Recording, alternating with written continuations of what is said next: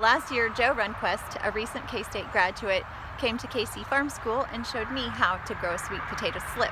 I showed the farm crew, and today Ross would like to share that with you. Hi, I'm Ross, and today I'm going to talk to you about how we planted our sweet potatoes here over at KC Farm School.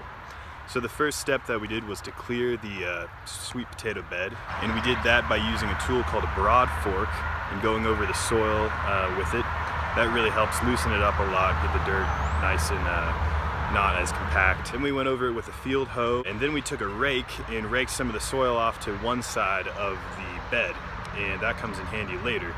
And so the next step was we took the sweet potatoes and we took them out of their boxes and laid them in a line all across the bed.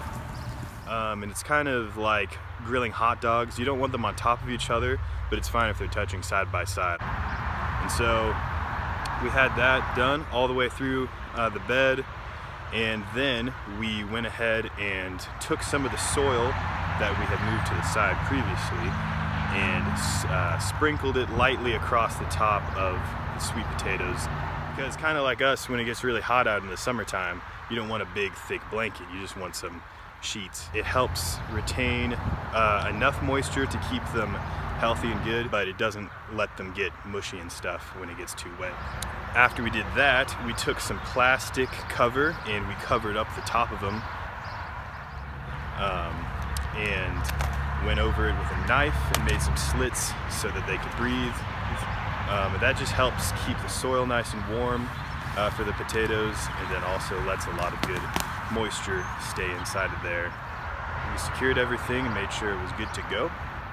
And so far, they're looking like they're pretty good. Well, there you have it. That's how you grow a sweet potato slip.